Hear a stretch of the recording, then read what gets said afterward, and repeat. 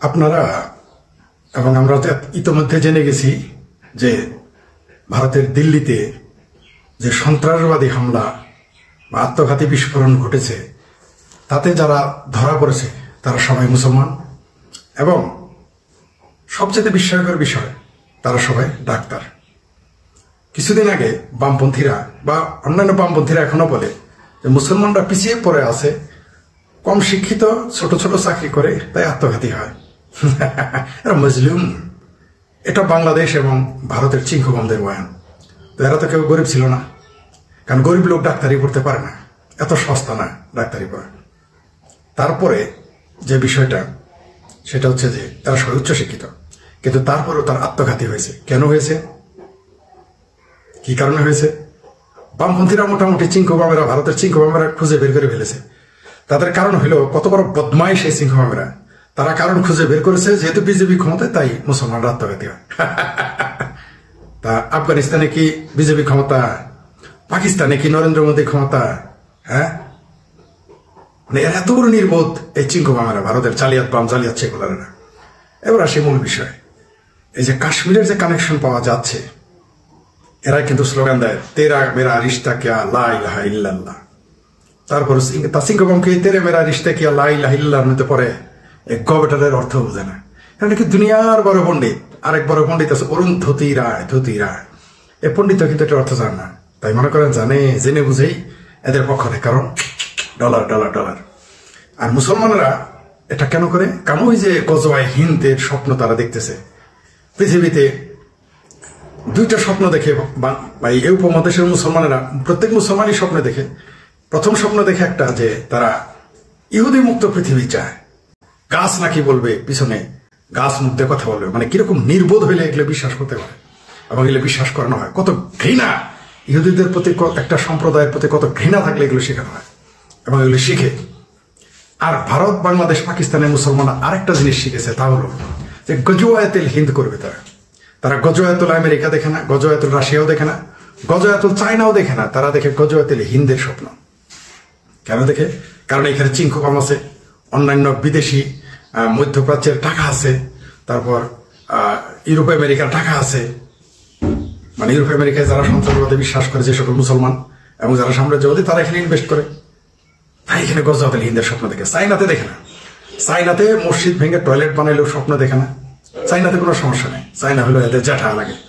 সেটা অন্য বিষয় করে মূল প্রসঙ্গে আসে।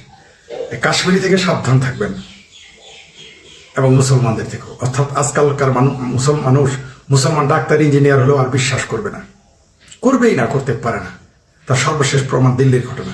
তারপরে আবার কাশ্মীরেও ঘটনা ঘটেছে একটা, আমি জানতাম ঘটবে, আরো ঘটবে। এগুলো বলাও বিপজ্জনক, কারণ তাহলে আরেক ঝামেলায় বলবো। আরো ঘটবে, ঘটতেই থাকবে, কারণ এটা চলমান। কারণ তারা এটাকে দারুল হারব মনে করে, ভারতকে তারা দারুল হারব মনে করে। একদিকে দারুল হারব বুঝেন তো, চিঙ্কুবামের আবার একটু জেনে নিয়েন। ভারতের জালিয়াত সেগুলো জানেন তো? না জানেন না আমি জানি, জেনে নিয়েন। না জানলেও আপনারা বদমাইশি একটু করবেনই। বাংলাদেশের কিছু মানুষ যেমন আওয়ামী লীগের বিরোধিতা করতে গিয়ে পুরো দেশটাকে ঝুঁকির মধ্যে ফেলে, পুরো দেশের স্বাধীনতা সার্বভৌমত্ব ঝুঁকির মধ্যে ফেলে, তেমনি ভারতের চিঙ্কুবামের জালিয়াত বামেরা বিজেপি আর হিন্দুত্ববাদের বিরোধিতা করতে গিয়ে পুরো ভারতকে ঝুঁকির মধ্যে ফেলে। আপনি ইসলামবাদকে সমর্থন করতে পারেন, আসলে ইসলামী আন্দোলনকে সমর্থন করতে পারেন, ইসলামী রাজনীতি, হিন্দুত্ববাদ রাজনীতি সমর্থন করতে আপনার তো চুল খায় কেন? দালমে কুস্ত কালা হয়। এবার আসি কাশ্মীরের প্রসঙ্গে। বাংলাদেশেও কিন্তু কাশ্মীরিরা পড়ালেখা করে, সাবধান থাকবেন। বাংলাদেশেরও বিভিন্ন বিশ্ববিদ্যালয় এবং মেডিকেল কলেজে কাশ্মীরিরা আছে, কাশ্মীরি মুসলমান। স্পেশালি বলতেছি কাশ্মীরি মুসলমান, সতর্ক থাকতে হবে, কারণ তাদের মাইন্ড সেট আপ খুবই মারাত্মক। হতে পারে যে তাদের ফিদাইন বানিয়ে বাংলাদেশে পাঠানো হয়েছিল, বা তাদেরকে পাঠানো হয়েছে বাংলাদেশের মানুষকে কাশ্মীরের জঙ্গিবাদ চর্চা করার জন্য, হয়তোবা। বলছি না সবাই তা করবে। তার চেয়ে বিপজ্জনক কি জানেন? ভারতেশ্বরী হোমসের মতো জায়গায় কাশ্মীরি মেয়েরা পড়ে। তা কি আপনারা জানেন? আমি জানি, আমি তাদের সাথে কথা বলেছি, জেনে দায়িত্ব নিয়ে বললাম। তাই সতর্ক থাকবেন। ভারতেশ্বরী হোমস, টাঙ্গাইল মির্জাপুরের যে ভারতেশ্বরী হোমস, একটা হিন্দু জমিদারের, হিন্দু ধনকুবেরের জমিতে টাকায় প্রতিষ্ঠিত হওয়া একটি শিক্ষা প্রতিষ্ঠান। সেখানে কিন্তু কাশ্মীরের মুসলমানেরাও পড়ে, মনে থাকে যেন। পাশাপাশি ঢাকা মেডিকেল কলেজ বা অন্যান্য প্রাইভেট যেগুলো মেডিকেল কলেজ আছে, এবং অন্যান্য পাবলিক বিশ্ববিদ্যালয়ে যদি কোটা ভিত্তিক কাশ্মীরেরা এসে থাকে একটু খোঁজ নিয়েন। অবশ্য বাংলাদেশে জঙ্গিবাদ প্রচার করার জন্য কাশ্মীরের জঙ্গিদের লাগবে না, বাংলাদেশের মৌলবীরাই যথেষ্ট, সলিমুল্লাহ খান গ্যাং, এমনকি ফরাদ মাজহার চিঙ্কু বামেরাই যথেষ্ট। তারপরে সতর্ক থাকতে বলি, বাংলাদেশেও কিন্তু কাশ্মীরের ছাত্র রয়েছে, সতর্ক থাকবেন, কারণ তারা এখানে অনেক কিছু ঘটাতে পারে। আবার বলছি, সবাই যে ঘটাবে তা না, তবে কেউ ঘটাতে পারে। কোথায় কোথায় পারে? বাংলাদেশের মেডিকেল কলেজগুলোতে কাশ্মীরের ছাত্র আছে, এদের কে আনে?